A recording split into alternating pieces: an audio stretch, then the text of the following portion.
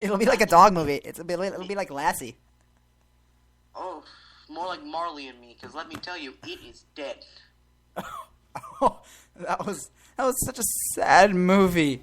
I've never seen that movie, and I never will. My mom made the mistake of watching that movie on a plane.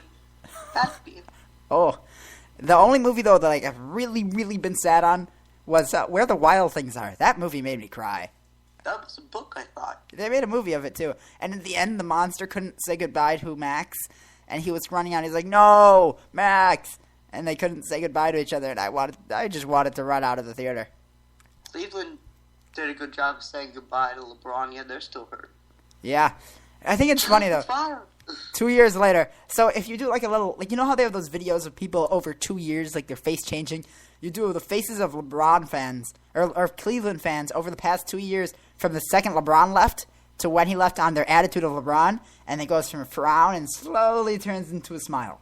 Slowly. You know, I think the best supporters in Cleveland are the people who run onto the court. Where did they get all the plain white tees and black graffiti in Cleveland? What is happening? They run onto the court while Kyrie Irving is shooting a free throw saying, Kyrie, please save. LeBron's there. Come back, LeBron. What is this? Forget billboards. We need actual people running around with messages poorly written on their T-shirts. Yeah. And now to a slightly more serious topic that we will probably find a way to make less serious. The Phoenix Suns are openly dealing their 2014 picks for superstars. They have, 4 picks potentially in the upcoming draft. Jake, is this a good decision for this Suns team that is trying to get back? And will they have any potential suitors willing to give them superstars?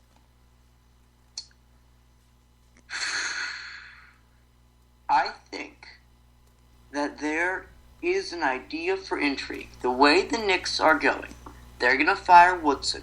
Carmelo is going to leave. If there is a potential that they're willing to take a package deal with Carmelo and Amari returning to Phoenix, then maybe the Knicks could get the draft picks to rebuild and get the next superstars, while the Suns get the current superstars. Carmelo taking Steve Nash's place alongside Amari Stoudemire in Phoenix. That's intriguing. Yeah, that would be.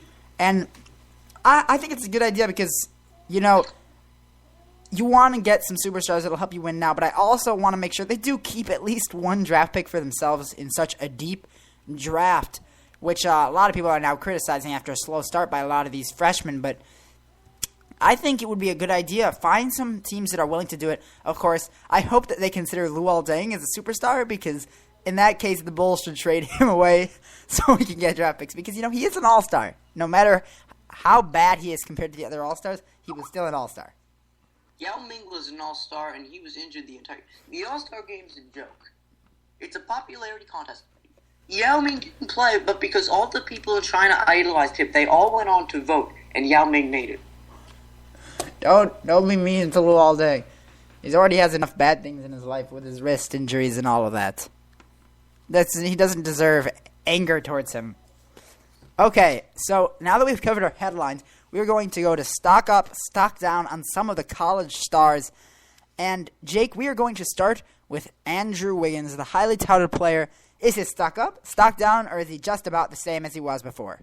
Most of these guys are going to be stocked down just because these people are supposed to be of the NBA. You know, when you build a movie up it's like when you build a movie up so much and just do these extremely aggressive ad campaigns. Like, it can be a great movie, but you're going to be disappointed because of all the hype. You're like, I'm worried that Anchorman 2 is going to happen that way. So, stock down. Stock down on Wiggins? Okay. Correct. And not because it's fair, because the expectations were so high on him, but stock down. It was so high originally that it has to go down. Or he's just not playing the way that he should be. Even if he isn't the greatest player ever. Like, I'm not liking this, you know. You're looking at 6 rebounds a game, just 16.4 points a game, a field goal percentage of barely over 50. I don't love it. I don't love it. I think Jabari's stats look a lot better. Here's what I have to say. His stock is down, and I agree with you. on the fact that it's because of the high expectations, but his stock is still above everybody else's, in my opinion. And the big problem for Kansas, just really quickly to go over college basketball, isn't him. Because, against Florida, he put up 26 points. The problem is everybody else. Everybody else on that team is 26 points against Florida, 22 against Colorado in 2 of their losses. Villanova game, I agree, not great, but he did shoot 57% from the field, or not 57, 37%. That was his only bad game, but the other games, 63% against Colorado, 47 against Florida. Kansas, not playing well, but for me, Andrew Wiggins, stock down. So next up on our list, Marcus Smart. Jake, what do you think of him? Is his stock up? Marcus Smart's stock is through. I've loved Marcus Smart for a long time. Start putting Oklahoma State deep in your March Madness brackets. I'm saying it right now. Marcus Smart has the ability to be a superstar in the NBA, and I think he could be. I think it's a low-risk, high-reward pick. And if you take Marcus Smart, he continues to be playing well. I think you've got to take him. Here's my question for you. In the big game, so first game against Memphis, of course, he has an amazing performance. Absolutely destroys the Memphis Tigers. He puts up, let's see, what did he do? It was pretty crazy. 39 points. 52% from the field. Then you go back and you play Memphis again. And you go 30% from the field and 12 points. It did hurt his stock a bit, but he is still on stock up. He is still stock up because besides that game, every game he's played has been very impressive. He has dropped a little bit in the past few games, but what, you're going to expect him to play at 39 points a game the whole year? Well, that's just unreasonable. He is stock up, and if he continues this way, he could find himself challenging Jabari, challenging Wiggins for that first pick in the draft. He's shown the upside, and there are teams, especially the ones that are going to be hyped in the draft, that are so desperate for any sign of life that they'll be glad to take him, especially considering he has a little more experience than the younger guys. Also, one last point about Andrew Wiggins. This is from Bleacher Report article by a man named Stephen Cook. An interesting point he made. Quote, but that's just a production of playing a Bill Self offense. The signature offenses like the high-low motion or the 3-out 2-in don't put wing players where Wiggins is featured as a point of emphasis.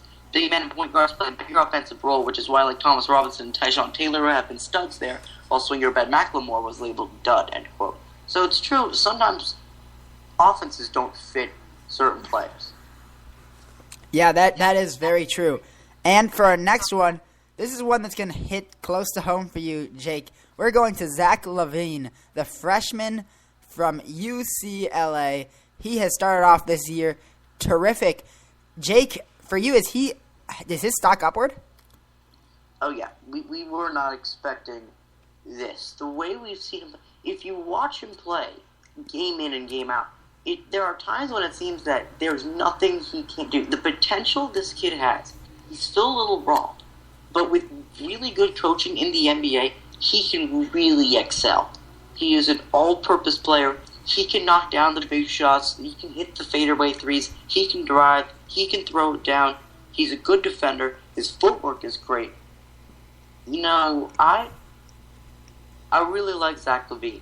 And I'm willing to say that he has more potential than anyone else in the Bruins basketball team, including Kyle Anderson and Jordan Adams. So that's how much Zach LaVine has impressed me. I was disappointed with the way he played against Missouri. He was taking these late threes that normally he makes, and they just wouldn't fall. And it was a little uncharacteristic. But listen, the Bruins clearly were not prepared for that game. Tonight they play against Prairie View A&M. They've played their tough opponent. They've got a game against Duke coming up. Then they play against number 1 Arizona. I think that's their second conference game. This guy's going to have a lot of more chances to shine, and he certainly has the ability to. I absolutely love this guy. Stock way up. Yeah, I agree with you. And even that Missouri game, he shot 500 from the field. He has only had 2 games this year, and those would be his first 2 games of the year, where he shot below 50% from the field. Since then, he's just been shooting lights out. In 3 straight games, went 7 for 9. Those are some good numbers, and he put up 19, 21, and 18 in those games. And as you said, he shoots a lot of threes. In his past 4 games, he has shot a combined, 23 three-pointers in his past 4 games. But out of those games, 12 of those have gone down. So that are some very good numbers. He's shooting the ball well. And and it would be way higher if it wasn't for those threes not falling in the Missouri game. He is playing amazing. And as a freshman, for a UCLA fan like you, Jake, I am very excited to have a player like that in my organization. And what's even more impressive, this guy's a sixth man. Most people don't know. He is not in the starting lineup. He has not started a single game this year. He comes in off the bench, and he is... What I like about him also is that clearly he doesn't have this superstar mentality where there's a hierarchy and he's put himself at the top. He is okay with being on the bench. He wants to win for his team. He expects it of himself. He has the characteristics on and off the court of a possible great player in the NBA.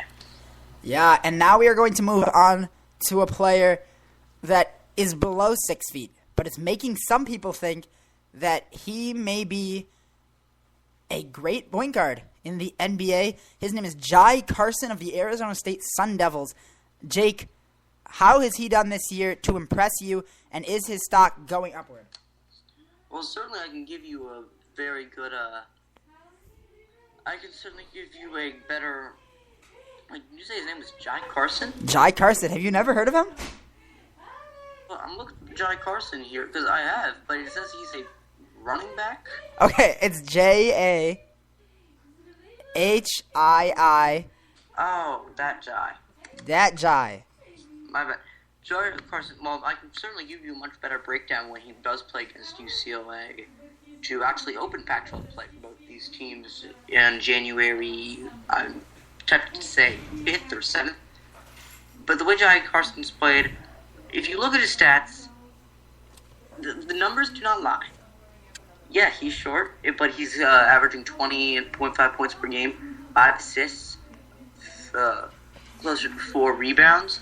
In the games he's played against Grambling State, DePaul, Miami, Charleston, and Creighton, Arizona State hasn't started as well as one might have hoped, and they've lost 2 of their past 5.